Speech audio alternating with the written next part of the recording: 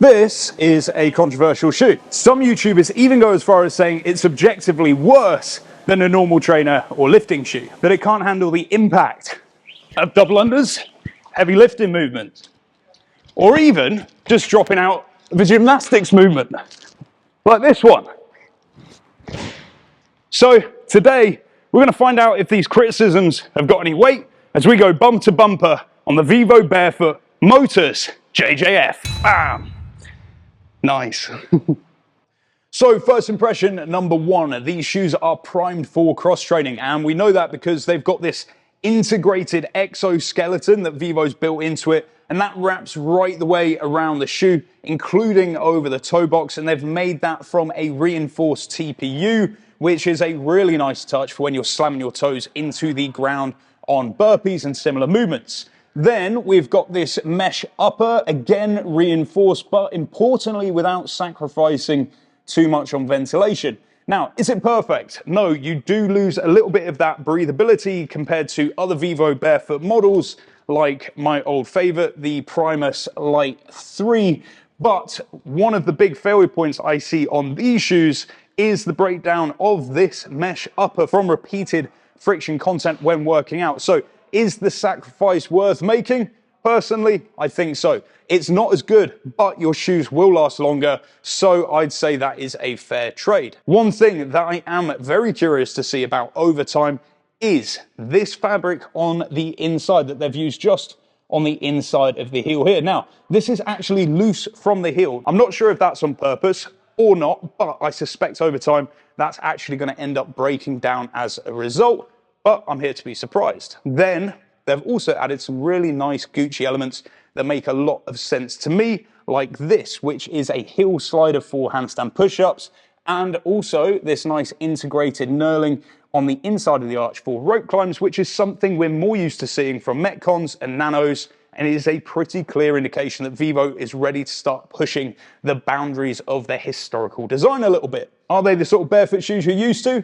Probably. But they feel almost flatter and more solid than other shoes in the past in their lineup. And when you combine that with these high side walls, they almost cup your foot, and that inspires a lot of stability in the gym, but it's not the sort of barefoot shoe I would want to take up a mountain. First impression number two is how it carries that into performance. We already know it has a nice long list of drippy features, but being priced as a premium cross-lifting shoe has made it attract some criticism. Now, this is a comment from a YouTuber on his Motus review video saying that he doesn't think there's any benefit to using them for CrossFit because they usually don't have the structure to support your foot for barbell cycling, which is when you're doing multiple repetitions in one set with a barbell, generally with a snatch or a clean or something to that degree.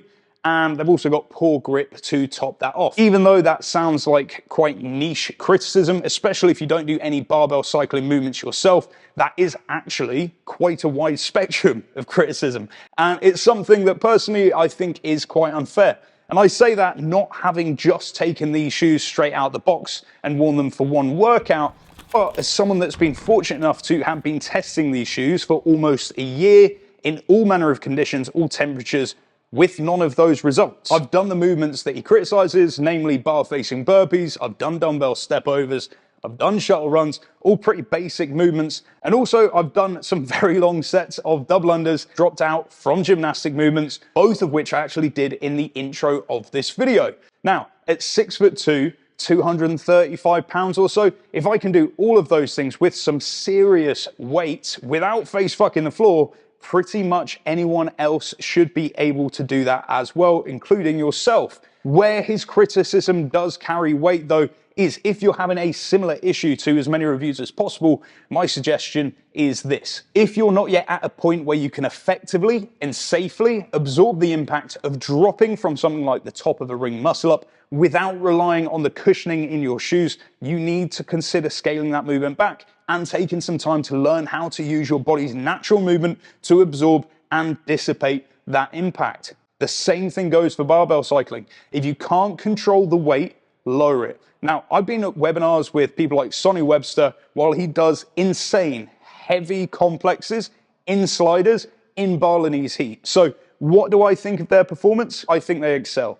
The only thing they can't do that you may be doing in a gym is long distance running. They are a lot stiffer than something like the Primus Lights, particularly back from the toe box, and that's just to provide you with the rigidity that you want when you're lifting heavy weights, and the carryover is they are not as comfortable to run in. For short distance intervals, no problem at all. Anything up to 3 to 5 kilometers, if you already do some distance running in barefoot shoes, will be fine, but after that, you will start wishing that you were wearing something else on your foot. Further to that, if we spin these shoes over, you're gonna see a couple of things.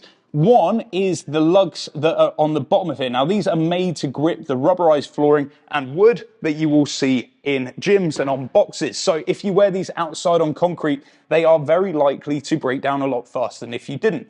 I've worn them exclusively in the gym for that reason. Even when I'm walking to the gym, I won't wear these shoes. And so far, the tread has held up great. 2, you can also see some flex points in the sole, which I think is awesome, and that is what gives the shoe its stiffer characteristics while still having great side-to-side or lateral mobility. Few big lifters out there, there is a lot of ground feel, and in my opinion, the sole almost encourages you to use your big toe independently of your others, which gives a lot of feedback and a lot of positional adjustability when you're in a heavy squat or pulling a big deadlift. Which brings me to my first impression, number 3. The big one, money. Vivo has been getting some flack on this recently, and I'd love to hear what you guys think down in the comments section below, because these shoes come in at $200 US, which is a lot of money for any shoe, though when you consider there's a big yellow boot from Crocs selling for $450 US, maybe it's not that bad,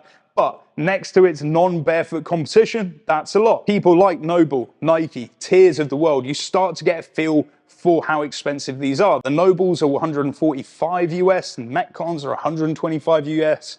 Even the Tier CXT1s, which 6 of the top 10 male athletes at the CrossFit Games this year wore, they are priced at $150. Only the Tier L1 Lifter, which was released in collaboration with this guy that I reviewed over here, came in at that $200 mark. But I'll tell you what I think.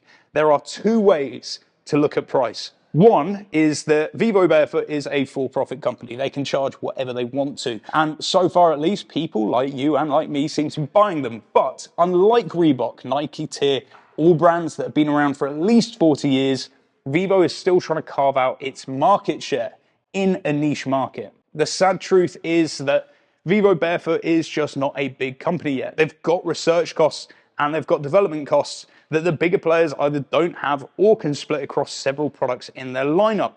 And they're also trying to do all of this in a way that somehow benefits society on a whole, as they are a registered B Corp. And I want to point out, I'm not saying that to justify the price. I agree, it is expensive, but it comes down to you decide where you want to spend your hard-earned cash.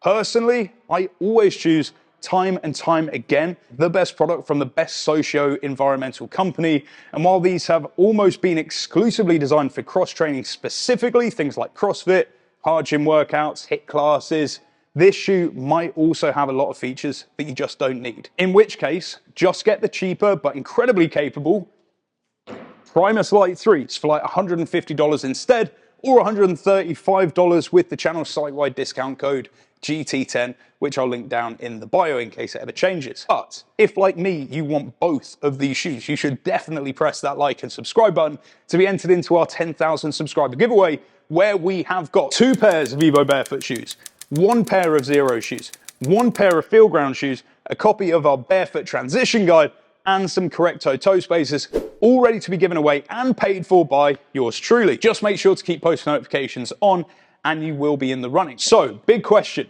why don't we see more athletes wearing things like these, barefoot shoes? Well, 1, because even though we've been barefoot for thousands of years, the concept of barefoot shoes is still quite new in our culture. And until we all get to the point of understanding the benefits, we're gonna have to play the waiting game until an athlete that has been training in them all of their life rises to the top of their sport, and that's when the penny's going to drop. Because until that point in time, until there is someone rising to the top and passionate and willing enough to take the financial loss of big sponsorship money from these big historical brands. Again, the Nikes, the Tiers, the Reeboks of the world. A small company like Vivo just can't compete, which is where we see these more creative cross-sporting partnerships come in with the likes of John Florence, who's the creative partner for this shoe, and a few others in the Vivo range. First impression, and number 4, is overall quality and fitment. Now, overall, the build quality of these shoes is what we have come to expect from VivoBarefoot. They've got a great finish. They have used, from what I can tell, great quality materials. And I even believe, and don't quote me on this, they're experimenting with 3D printing for the sole of this shoe, which is something I talk more about in this video up here, where I have my foot scanned for their new pioneering 3D printing project, VivoBiome. Now, that scan came back with me being a bang on Euro 46. These are in a Euro 46 and they fit great. They've got just enough space for me in the toe box, about half a finger's distance. They're well fitted through the ankle and the midfoot. So for me, 10 out of 10 for sizing, but important to point out, they don't offer half sizes in this shoe yet. So if you're sat in that gray zone, if you have got a wider foot, I would recommend sizing up. And if you have a narrower foot, personally, I'd just size down. If, however, you're new to barefoot shoes and you intend on wearing them more, maybe even getting another pair to wear in day-to-day life, I'd probably go a size up and then just give yourself a little bit of room, because your feet are going to increase in size slightly after a couple of months of wearing them. So would I buy these shoes with my own money? Absolutely. These have become my staple gym shoe. I still dip into my Primus lights every now and then, but these can just handle a lot more abuse, and well worth considering for your next Vivo purchase. Hopefully you found this review helpful. Don't forget to hit that like and subscribe button so you don't miss the full detailed review on these and other shoes. And if you have any questions, jump down into the comments section and I'll try and help wherever I can. See you again soon. Thanks for watching.